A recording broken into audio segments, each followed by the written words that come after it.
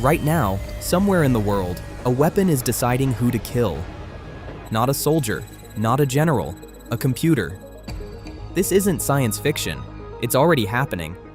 And in this video, I'm going to show you exactly what happens next. To war, to countries, and to you.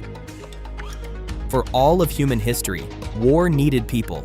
Someone had to aim the gun, someone had to pull the trigger. That's changing. Today, militaries are building weapons that can find a target, decide it's a threat, and strike, all without a human giving the final order.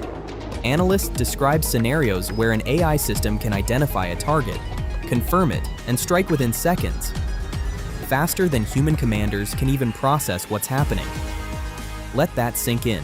The weapon can think faster than the person supposedly in charge of it. This isn't a someday problem. Autonomous weapons have already been used in real conflicts, reportedly in Ukraine and in Gaza, and the world's most powerful militaries are racing to build more. The US Pentagon has paid $200 million each to 4 major AI companies, Anthropic, Google, OpenAI, and xAI, just to supply advanced AI for military use. Robotics companies are moving just as fast. One startup released footage of a robot loading a mortar by itself, and its founder said he imagines a future where robots make quick decisions on the battlefield without waiting for a human. Here's the part most people miss. This isn't just better weapons, it's a completely new kind of war. Imagine thousands of cheap AI drones swarming a country's defenses all at once. Experts have described exactly this. Thousands of low-cost drones overwhelming even sophisticated air defense systems. That means a small, poor country with a few thousand cheap drones could suddenly fight back against a superpower's billion-dollar jets. The old rule, biggest army wins, might not apply anymore. Not every country is building this the same way. The US is focused on keeping a human involved in decisions, while China is taking a different approach. So the world is quietly splitting into two camps. Countries that want a human to always make the final call, and countries that don't. That split could shape alliances for decades, like a new Cold War, but drawn around who trusts machines with life and death decisions. Not everyone is okay with this.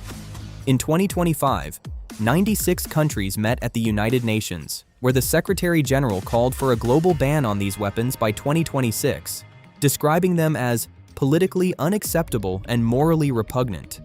But here's the catch. The ban hasn't happened because the US won't agree to a binding rule. It wants to keep deciding for itself, country by country. So right now, there is no global rulebook, just a race, and everyone's running it differently. You might think this only matters to soldiers and generals. It doesn't. If a machine can decide to strike in seconds, wars could start or escalate before any human even realizes what's happening.